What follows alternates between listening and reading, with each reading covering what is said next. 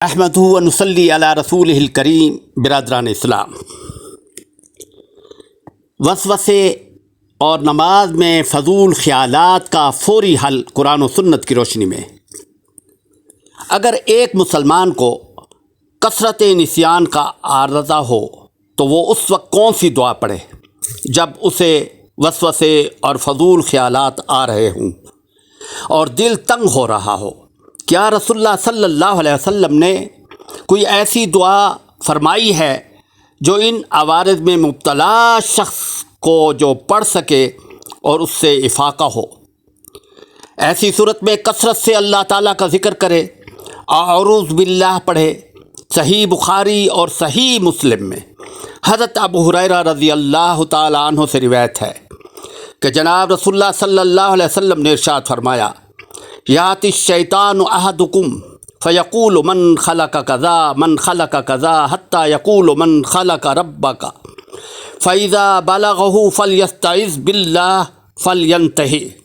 شیطان آدمی کے پاس آ کر کہتا ہے کہ فلاں چیز کس نے پیدا کی، فلاں چیز کس نے پیدا کی، حتیٰ کہ کہتا ہے کہ تیرے رب کو کس نے پیدا کیا۔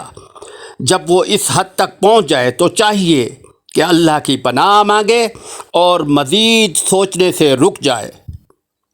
صحیح مسلم کی ایک روایت میں یہ لفظ ہیں، وہ کہے آمنت باللہ، میں اللہ پر ایمان لایا۔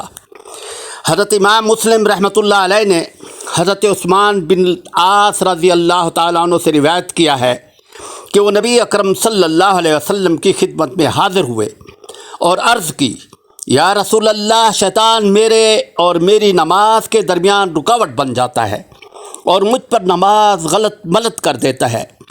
رسول اللہ صلی اللہ علیہ وسلم نے ارشاد فرمایا، ذاک الشیطان یقال لہ خنزب فاذا وجدتہ فتعوذ باللہ منہ وادفل عن یسارک ثلاثا۔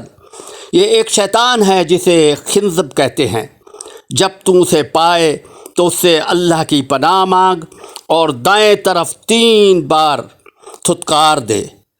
حضرت عثمان رضی اللہ تعالیٰ عنہ فرماتے ہیں، میں نے یہ کام کیا تو اللہ تعالیٰ نے اسے مجھ سے دور کر دیا۔ وآخر الدعوانا ان الحمد للہ رب العالمین۔ ویڈیو کو سبسکرائب فرما کر اور دوستوں احباب کو بھیج کر ثواب دارین حاصل کریں۔ شکریہ۔